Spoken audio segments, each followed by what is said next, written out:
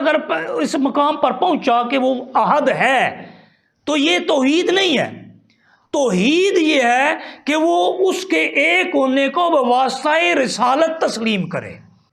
خود مانے تو توحید نہیں ہے، قطعاً توحید نہیں ہے. توحید یہ ہے کیونکہ رب نے اپنے احد ہونے کو بواسطہ رسالت ہم تک پہنچایا ہے. میں نے ابھی فرض پر بات شروع کی تھی. فرض کیا ہے؟ فرض ہے اس کو ایک ماننا، اس سے انکار ممکن ہی نہیں ہے. تو عقیدہ توحید یہ ہے کہ آپ نے جو بھی اس کو ایک ماننا ہے، اس کی وحدانیت کا اقرار کرنا ہے، وہ اپنے طور پر نہیں، بواسطہ رسالت کرنا ہے. اگر آپ خود کریں گے تو وہ توحید نہیں ہوگی، وہ وحدانیت ہوگی، احدیت ہوگی، عقیدہ توحید نہیں ہوگا. عقیدہ توحید یہ ہے کہ اللہ تعالیٰ کے نبی کے ذریعے سے، رسول کے ذریعے سے، اس کے واسطے سے اس کا اقرار کیا جائے. کیونکہ حضرت یعقوب علیہ السلام کا جب آخری وقت آیا، قرآن سے اس کے باقاعدہ دلائل موجود ہیں. قرآن میں کیا ہے؟ رب کائنات کے اس قرآن میں سورہ بقرہ آیا نمبر 133، حضرت یعقوب علیہ السلام نے جب آخری وقت آیا تو انہوں نے کیا پوچھا؟ اذ قال لبنیہ ما تعبدون من بعدی، ما تعبدون من بعدی، تم میرے بعد کس کی عبادت کرو گے؟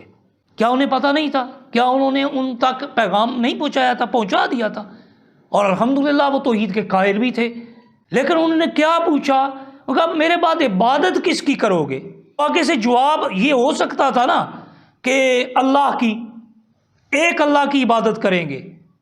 لیکن انہوں نے کیا جواب دیا؟ انہوں نے جواب دیا نعبد الہ کا، ہم عبادت کریں گے اس اللہ کی جو کس کا ہے؟ آپ کا. انہوں نے کیا کہا؟ نعبد الہ کا و الہ آبائے کا، ہم اس الہ کی عبادت کریں گے. مانتے ہم اسے الہ ہیں، لیکن الہ کس کا مانتے ہیں؟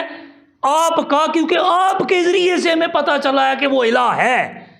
ہمیں اپنے ذریعے سے نہیں، اپنی عقل کے پیمانے پر نہیں، اپنے ارادے سے نہیں، اپنی آنکھوں سے دیکھ کر نہیں، اپنے عقل سے سمجھ کر نہیں، اپنے دلائل سے نہیں، اپنے براہین سے نہیں، اپنے ثبوتوں یا کسی قسم کے اپنے سامنے کچھ چیزیں دیکھ کر نہیں، بلکہ اس لیے کہ آپ نے ہمیں بتایا کہ اللہ ہے.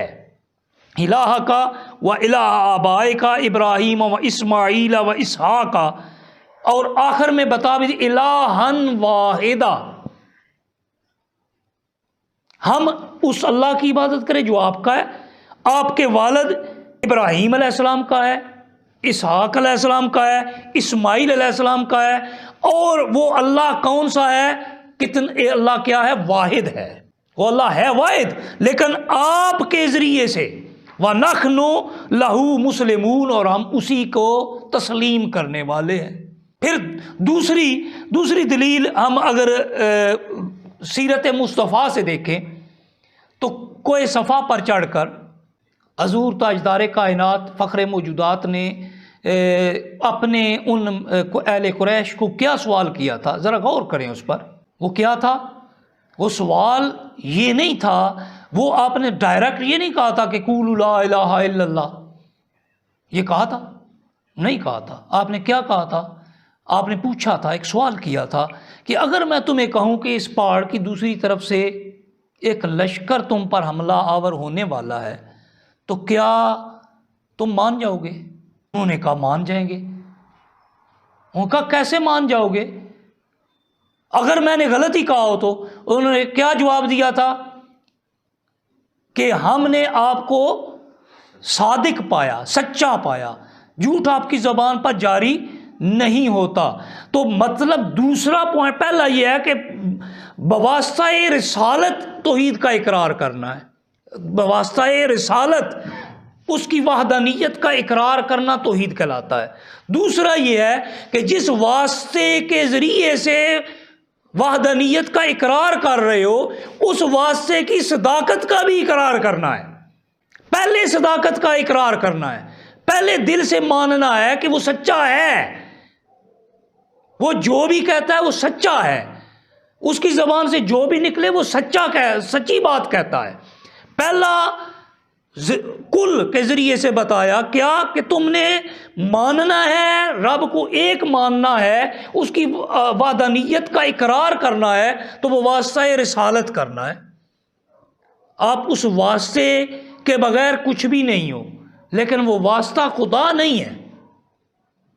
یہ ذہن میں رکھو کہ وہ واسطہ خدا نہیں ہے، وہ واسطہ الہ نہیں ہے، لیکن الہ تک اس کے ذریعے سے ہی پہنچ سکتے ہو، اس کے بغیر نہیں پہنچ سکتے۔ دوسرا کیا؟ اس واسطے کی صداقت کا اقرار کرنا ہے۔ جب انہوں نے اقرار کیا کہ آپ سچے ہیں، تو آپ نے پھر کیا فرمایا؟ پھر آپ نے فرمایا کہ لا الہ قولوا لا الہ الا اللہ محمد رسول اللہ، وہ اللہ ایک ہے، اللہ ایک ہے، وہ واحد ہے، اس کا اقرار کرو۔ جب اللہ کی سچا مانتے تھے لیکن اللہ کی وحدانیت کا اقرار نہیں کیا انہوں نے، تو اللہ کی وحدانیت کا اقرار نہ کرنا یہ بھی ان کے کفر کی دلیل بن گیا۔ لیکن اگر وہ صداقت رسالت پر کا انکار کر دیتے، اقرار کرتے، تو احدیت اور وحدانیت کا اقرار تو بنتا، لیکن عقیدہ توحید نہ بنتا۔ کتنے غیر مسلم موجود ہیں جو وحدانیت کا تو اقرار کرتے ہیں، لیکن وہ توحید سے مشرف نہیں ہے۔ تو بات کرنے کی یہ تھی کہ رب کائنات نے سورہ اخلاص کے آغاز میں اپنی احدیت کا اعلان فرمایا، لیکن اس کو بواسطہ رسالت فرمایا۔ کچھ پہلا درجہ ہوتا ہے فرض کا، سب سے اعلیٰ ترین درجہ، اور اس کے مقابلے میں حرام کا درجہ۔